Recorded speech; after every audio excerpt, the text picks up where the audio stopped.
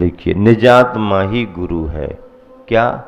अब गुरु की बात कह दी तो बाहर के गुरु अपन को देखने लगे। गुरु का उपदेश तो महत्वपूर्ण है ही, लेकिन गुरु भी कहते हैं अंत में तुम्हारी आत्मा ही तुम्हारा गुरु है। हमने बताया, हमने पढ़ाया, हमने लिखाया, हमने समझाया, हमने आपको आगे बढ़ाया। अब इसके बाद में तुम्हें स्वयं अपना काम करना है। तुम्हें स्वयं अपना काम करना है। तुम्हें स्वयं अपना काम करना है। अपना काम करना पड़ेगा। उंगली पकड़ करके मम्मी पापा कब तक ले चलते हैं बच्चे को? कब तक ले चलते? जब तक बच्चे के पैर स्थिर नहीं हो पा रहे तब तक डगमगा ना जाए, कहीं गिर ना जाए। लो बेटा पकड़ लो, पकड़ लेता है, पकड़ लेता है। और जब उसके पैर स्थिर होने लगते हैं तो उसके बाद मम्मी पापा ना भी कहें तो बच्चा स्वयं छोड़ने का इच्छुक होने लगता है। क्या कहता है? देखो ना पापा, हम भी तो चल लेते हैं ना, हम भी तो चल लेते हैं। और उनकी आगे आगे चल करके दिखाता है। बाल वृत्ति होती है, मनोवृत्ति होती है। तो माता पिता स्वयं छोड़ना पसंद करते हैं। क्यों? क्यों छोड़ना पसंद करते हैं? क्योंकि बच्चे में स्थिरता आ गई। हम छोटे थे, नदी में नहाने जाते थे। अब नदी गहरी है, अपन भी कहते तुम भी उतने अंदर जा रहे तो हम भी अंदर आएंगे। नहीं नहीं, तुमसे जमेगा नहीं, अंदर गहराई ज्यादा है, अंदर नहीं। बड़े जन है, तैरना जानते, वो जाएंगे, तुम नहीं, तुम किनारे किनारे। नहीं नहीं, हम भी आ रहे। तो उनने देख ही लिया ये तो आ ही रहा अंदर को। नहीं नहीं, रुको रुको रुको, तो वो आ जाएंगे। अच्छा आ जाओ, हमारे हाथ पर आ जाओ, हमारे हाथ पर आ जाओ। अब हाथ पर रख करके फिर वो क्या करेंगे? हाँ अब तैरो, आप तैरो। और बच्चा ऐसा ऐसा करता है। बच्चा स्वाश्रित नहीं कर रहा है, हाथों का आधार है उसके लिए, तब वो अपने हाथ पैर चला रहा। ऐसे चलाते चलाते जब वो धीरे धीरे सीख जाता है, तो जब सीख गया तब किसी के हाथों के सहारे की जरूरत नहीं। फिर वो स्वतंत्र तैरने लगता है, गहरे पानी में चला जाता है। युग के आदि में जब धर्म का ज्ञान किसी को भी नहीं था, अज्ञान का अंधेरा संसार में फैला हुआ था, तो युग के आदि में युगादि पुरुष अवतरित हुए। उन्होंने दीक्षा ली, मोक्ष मार्ग पर आगे बढ़े, केवल ज्ञान प्राप्त किया, समोसरण लगा, दिव्य ध्वनि खिरी। फिर सभी के लिए वे भगवान के चरण आलंबन बन गए। बालम बनम भव जले पतताम जनानाम युगम युगादौ।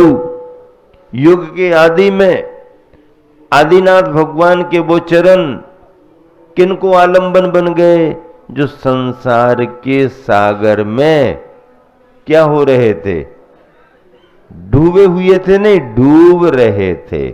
अगर डूब ही गए तो काम खत्म हो गया, फिर तो क्या बचाने का कोई काम ही नहीं।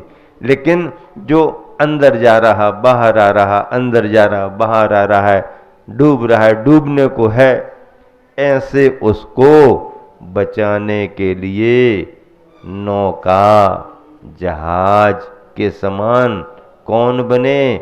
भगवान के चरण कमल बने।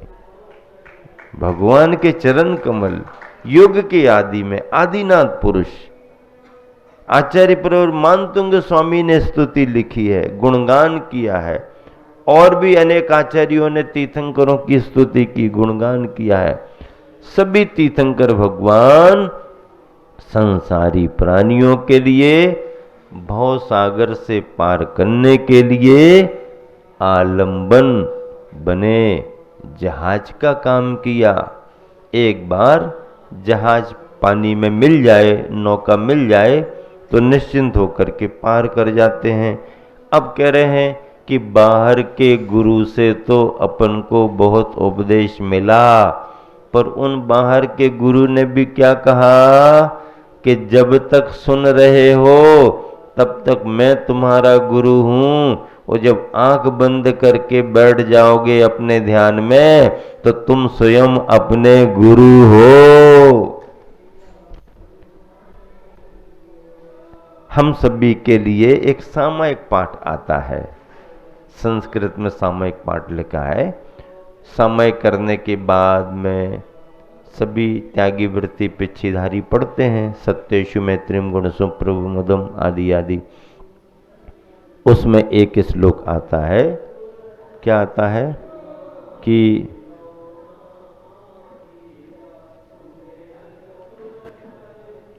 जिसमें किसी का भी कोई संबंध नहीं है, ऐसा एक श्लोक आता है। तो वो तो है शरीर का बालों का, लेकिन एक और आता है तो उसमें नहीं, वो नहीं, वो तो है, वो आचार्य श्री अलग पाठ करते थे। सामयिक पाठ में लिखा कुछ रहता था, आचार्य श्री अलग पाठ करते थे। तो आचार्य श्री क्या पाठ करते थे? न संग मेलनम आदि आदि ऐसा। तो आचार्य श्री क्या पाठ करते थे? शिष्य गुरु प्रपंचा, शिष्य और गुरु का भी प्रपंच नहीं है। उसमें परिवारीजनों के नाम ऐसे कि माता पिता नहीं, कि स्त्री नहीं, कि ये नहीं, कि वो नहीं, हमारे कोई नहीं। तो आचार्य श्री अलग पाठ करते थे। पूछा, आचार्य श्री आप ऐसा पाठ क्यों करते? तो आचार्य श्री कहने लगे, अरे ये तो सब पहले ही छूट गए। अब सामयिक में हम बैठ रहे हैं तो सामयिक बैठ रहे हैं, शिष्य गुरु प्रपंच, शिष्य और गुरु का भी प्रपंच संबंध नहीं है। जब तक व्यवहार है तब तक गुरु और शिष्य का संबंध है। सामयिक में बैठने पर सब अपनी अपनी आत्मा के गुरु हैं, ना कोई किसी का गुरु है और ना कोई किसी का शिष्य है। ऐसी आध्यात्मिक दृष्टि अपने गुरुवर आचार्य श्री के जीवन में, उनके विचारों में, उनके व्यवहार में सदैव झलकती रहती थी, सदैव झलकती रहती थी। बहुत अच्छे तरीके से आचार्य श्री ने अध्यात्म को जिया है और अध्यात्म का अमृत रस पिया है, और सभी के लिए जो उन्होंने पिया है, जो उन्होंने जिया है, वही उन्होंने सबको दिया भी है। हमारे गुरुवर का जीवन ऐसा था। उनका दिव्य प्रकाश, उनका दिव्य अवदान, उनका दिव्य उपहार आज हम सबके सामने है। उनका स्मरण मात्र ही हम सबके लिए शांतिदायक हो जाता है। इस श्लोक का उच्चारण करेंगे, स्वस्मिन् सदभिलाषित्वा दभीष्ट ज्ञापकत्वतः स्वयं हित प्रयोक्तृत्वा दात्मैव गुरुदात्मनः। एक साथ मिलकर के, स्वस्मिन् सदभिलाषित्वादभीष्ट ज्ञापकत्वतः स्वयं हित प्रयोक्तृत्वादात्मैव गुरुरात्मनः। स्वस्मिन् अपने में ही, सत प्रशस्त, अभिलाषित्वात् अभिलाषा करने से, अभीष्ट अपने प्रिय पदार्थ का, ज्ञापकत्वतः जानने वाला होने से, तथा स्वयं हित अपने आप अपने हित में प्रयोक्तृत्वात् प्रवृत्त होने से, आत्मा एव आत्मना गुरु, आत्मा ही आत्मा का अपना गुरु है। क्या कह रहे हैं? भावार्थ, स्वयं में ही प्रशस्त सुख, मोक्ष सुख की अभिलाषा करने से, स्वयं ही स्वयं को मोक्षोपाय रूप इष्ट पदार्थ का ज्ञान करने से, स्वयं ही स्वयं का हित में प्रवर्तक होने से आत्मा ही आत्मा का गुरु है। आत्मा को आत्मा का गुरु क्यों कहा? हम अपने गुरु क्यों बने? क्योंकि गुरु ज्ञान प्राप्त कराता है, गुरु दिशा निर्देश देता है, गुरु मोक्ष सुख का परिचय कराता है। तो बाहर से उपदेश दे करके गुरु कराता है, और जब हम अपने ध्यान में बैठते हैं तो फिर उस ध्यान की अवस्था में हमारी आत्मा ही हमारे सुख की अभिलाषा करती है, उसके उपाय को जानने का प्रयास करती है और उसमें प्रवृत्त भी होती है। हमारी आत्मा क्या क्या करती है, अपना जीव क्या क्या करता है? पहले तो मोक्ष सुख को पाने की भावना करता है। मोक्ष सुख को पाने की भावना कौन करता है? मोक्ष सुख को पाने की भावना कौन करेगा? गुरु तो करेगा नहीं, गुरु तो अपनी करेगा, शिष्य भी अपनी करेगा। तो जो मोक्ष सुख की भावना मोक्ष सुख को पाने की भावना कर रहा, तो भावना कर रहा, फिर उसका ज्ञान भी कर रहा और उसको पाने का उपाय भी कर रहा। भाव 1, ज्ञान 2 और उपाय 3। पहले आपने भावना भाई, फिर उसकी जानकारी ली और उसे पाने का अपना उपाय किया। यही तो मोक्ष का मार्ग है। तो जब आत्मा ही अपने सुख की भावना करती है, आत्मा ही उस सुख को पाने का ज्ञान करती है और आत्मा ही उस सुख को पाने का उपाय करती है, तो फिर हमारी आत्मा ही हमारा अपना गुरु है। देखिए कितने अच्छे अच्छे विचार यहाँ पर आप सबको मिल रहे हैं। ऐसे विचारों से प्रेरित होकर के आप सभी रत्नत्रय की भावना पाने का भाव करते हैं। इसी को मोक्ष मार्ग कहा गया है। सम्मेद शिखर जैसे महान तीर्थ पर आप निरंतर उपस्थित हो रहे हैं। चतुर्मास की स्थापना से लेकर के और उसके पहले से लेकर के आप सबके आवागमन की निरंतरता बनी हुई है। ये क्षेत्र का भी प्रभाव है और आपके अपने परिणामों का भी प्रभाव है और विराजमान पिच्छीधारियों का भी अपना प्रभाव है। सभी के संयोग से आपको धर्म आराधना करने का कितना प्रशस्त वातावरण मिल रहा है, कितनी प्रसन्नता का वातावरण मिल रहा है।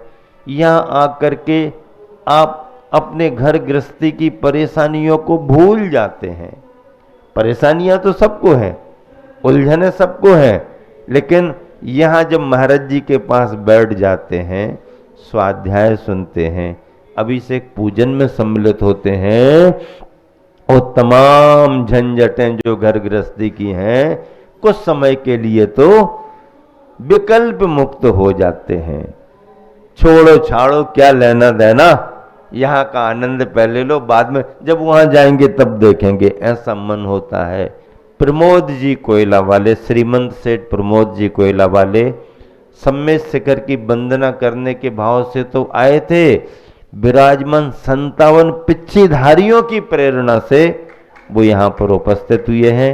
इन सभी भाइयों का सभी जगह गुरुवर आचार्य श्री के आशीर्वाद से बहुत बड़ा योगदान है, बहुत बड़ा योगदान है। मतलब योगदान को बताया नहीं जा सकता।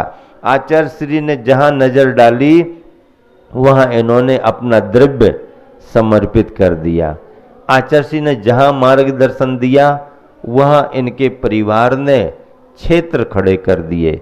सर्वोदय तीर्थ अमरकंटक के लिए बहुत बड़ी देन कोयला वाले परिवार की रही है। और चाहे नागपुर का रामटेक क्षेत्र हो, चाहे चंद्रगिरी डोंगरगढ़ क्षेत्र हो, चाहे बहोरीबंद क्षेत्र हो, सभी क्षेत्रों में एक एक भाई मुख्य सेवक बन करके अपने परिवार की सेवाएं दे रहे हैं। आज यहाँ पर श्रीमंत सेठ प्रमोद कुमार जी, श्रीमती सविता जी, कोयला परिवार दिल्ली में, बिलासपुर में, सभी जगह उनका काम है, व्यापार है, लेकिन दान पुण्य में कभी पीछे नहीं रहते हैं। संपूर्ण संघ से बहुत अच्छे परिचित हैं, सहज भाव से आए, बिना किसी कार्यक्रम के आए, क्षेत्र की वंदना, मुनि संघ का लाभ लेने का भाव, ऐसा परिवार उनका यहाँ पर उपस्थित है। और विशेष रूप से मक्खनलाल मोतीलाल का परिवार, सरावगी परिवार, महेंद्र सरावगी परिवार, सविता सरावगी परिवार, जिन्होंने संस्कार शिविर 10 लक्षण महापर्व में अपना पुण्यार्जन किया था। जिनेंद्र जी पीएस परिवार बेगमगंज का तो था ही, और भी अनेक सहयोगी जन थे, लेकिन मंगलाचरण के रूप में इन्होंने जो शुभारंभ किया, बहुत अच्छा उनका परिवार। गुणायतन परिवार तो सभी के आतिथ्य के लिए हमेशा तैयार है, हमेशा तैयार है, हमेशा प्रोत्साहित और सहयोग करते हैं, और सभी जन उपस्थित होकर के यहाँ पर अच्छा धर्म लाभ ले रहे हैं। दोहानुवाद पद्यानुवाद पढ़ करके विराम देंगे। देखिए दोहे में क्या लिखा है, निज हित चाहे आप ही जाननहार, प्रेरक निज हित आप ही निज गुरुसार।